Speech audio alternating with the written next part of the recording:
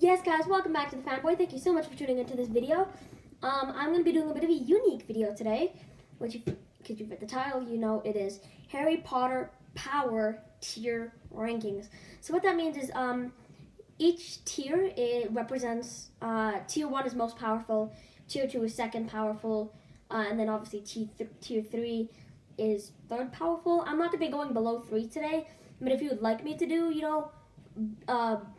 tier 4, tier 5, and tier 6, then, I would not have a problem doing that kind of video at all. I have another video that I want to get out pretty soon, which is 5 most powerful Death Eaters.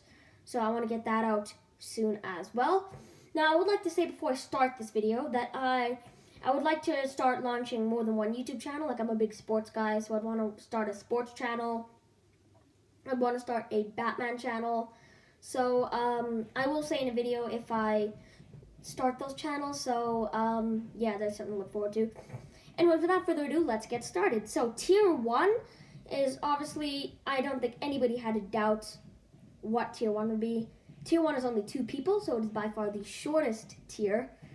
Albus Dumbledore and Lord Voldemort are tier 1. There's no doubt about that. They're the 2 most powerful wizards of all time.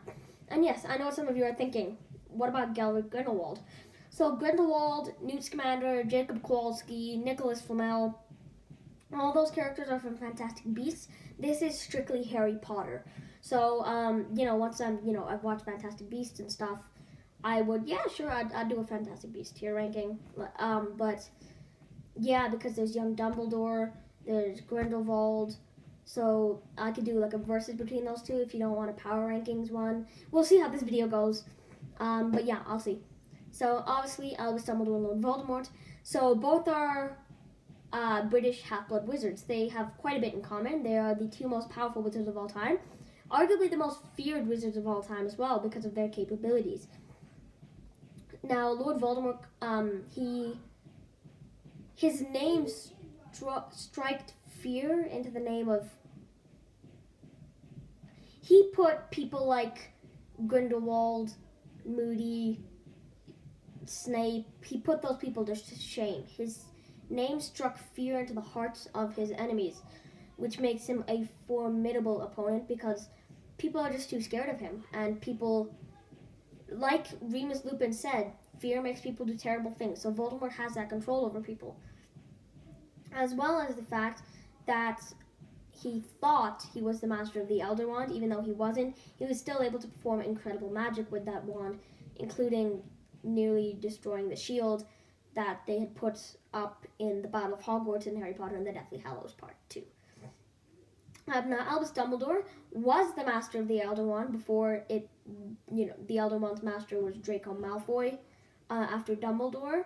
But Dumbledore also performed incredible magic with that wand, including being able to duel Voldemort to a stalemate while he was trying to protect Harry at the same time. Unfortunately, Bellatrix Lestrange was able to escape, but he held his own. And he was even able to hold Voldemort to a stalemate until the Ministry of Magic arrived, and they saw that he was back. Now, Tier 2 is the longest tier we have on here. We have number 1. I would just like to point out, actually, that these are not in order. So the first person we have on Tier 2 is Sirius Black. Sirius Black is actually my favorite character in the entire franchise, besides maybe Remus Lupin. I don't know, I like them both. But Sirius Black is able to turn himself into an animagus, which very few wizards can, and takes an incredible amount of patience, skill, and Sirius has that all. Sirius was an incredible duelist as well. He's not someone you can just play around with.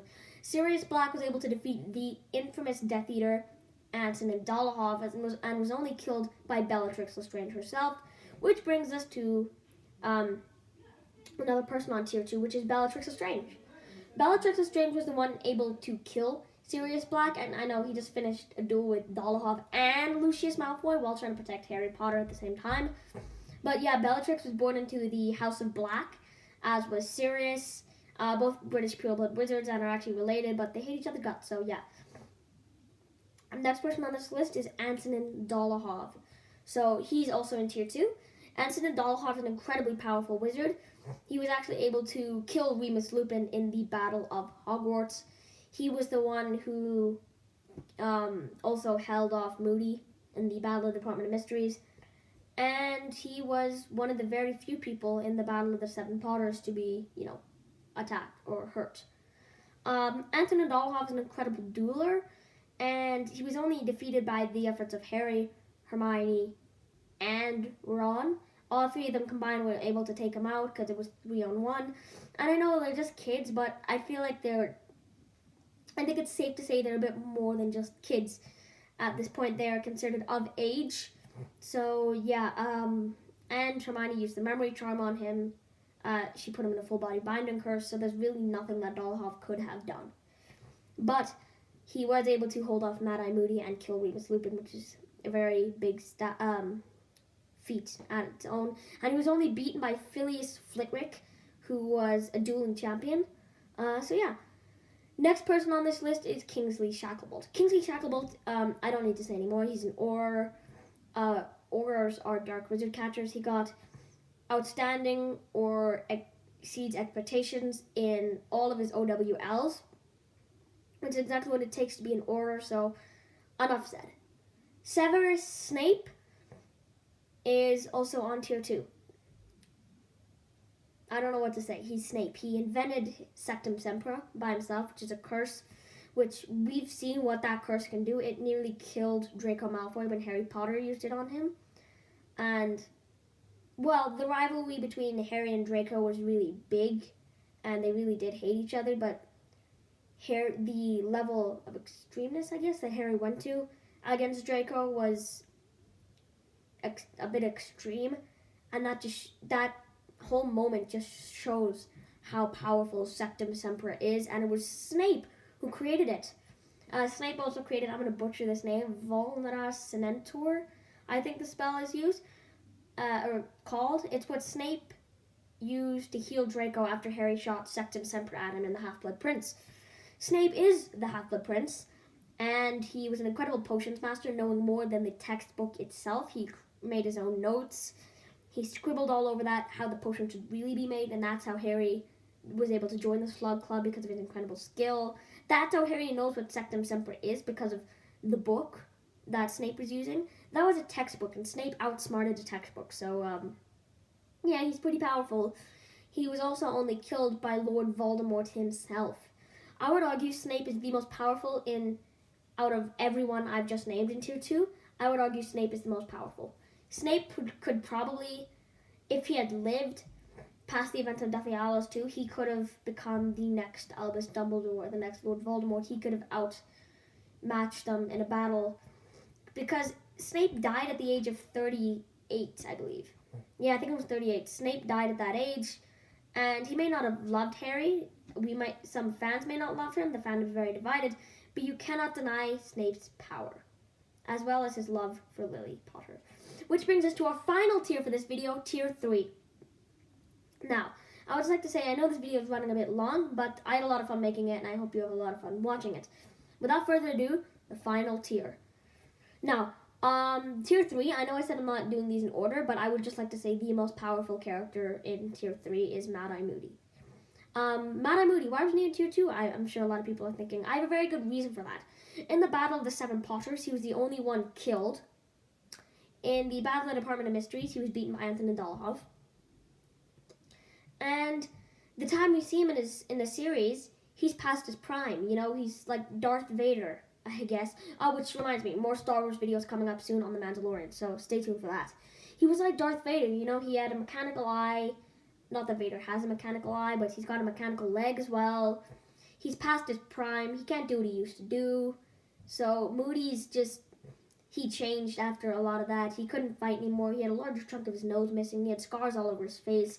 He was not in his prime to do magic, so that's why I put him in the bottom tier. Well, not that this is the bottom tier, but for this video, I guess it is. Next up on the list, again, now it's back to no order. I would just like to say Moody is the most powerful in Tier 3, but now it's back to no order. Remus Lupin, another one of my favorites.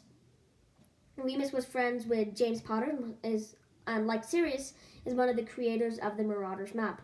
Now, Lupin is a werewolf, so he had to deal with this condition all his life. He was bitten by Fenrir Greyback, who, when I gotta admit, when I was writing this tier list, I was a little shocked at the end to see no Fenrir Greyback, but I guess it makes sense in hindsight. So Lupin was an incredibly powerful wizard. He's also an incredible dueler like Sirius. He's not someone you can mess around with, and it took Antonin Dolohov himself to kill Lupin. And yeah, he did give Dolohov a run for his money. He fought valiantly. He was an incredible dueler, and I don't think much more can be said about Lupin. He's an incredible wizard, and yeah, he's a great dueler. He's very powerful. Enough said. Next up is Lucius Malfoy. Now, Lucius Malfoy, I decided not to put him in tier 2 for a couple reasons. I know what some of you are thinking. He's one of the more elite Death Eaters, but look, I like to think of it like this. He failed to have Voldemort return to the Chamber of Secrets with that little Ginny Weasley diary thing. He failed to retrieve the prophecy in Order of the Phoenix, and he was sent to Azkaban after that. So I put him in tier 3 because he is still a bit powerful, but I don't think he deserves a higher ranking than tier 3, from what we've seen. He was also the only Death Eater to flee from the Battle of Hogwarts, so... And finally, Nymphadora Tonks. Now, Nymphadora Tonks is one of the most lovable characters in the franchise. She's so kind and compassionate, and I really do like Tonks a lot, especially in the books. She's a lot better in the books, so yeah, Tonks, I really do like Tonks in the books. She, as well as Kingsley and Moody, is an Auror. She was actually Mad-Eye Moody's protege. That's who Moody chose. She's in the Hufflepuff house, which my brother is in the Hufflepuff house too. And I believe Moody was in Hufflepuff. We don't have a confirmed house for him, but I would say he's a Hufflepuff as well. I would say Kingsley's Gryffindor. But yeah, Tonks, I see why she's a Hufflepuff. She fits perfectly in that house. So yeah. Tonks was only killed by Bellatrix Lestrange herself in the Battle of Hogwarts, so yeah, that she deserves a shout out in this video as well. Anyways, this video, wow, that went long. Okay, thank you so much for watching The Fanboy, and make sure to like and subscribe, and I really do hope you enjoyed my ranking list. Thank you so much for watching, bye, and just remember, Umbridge is the worst.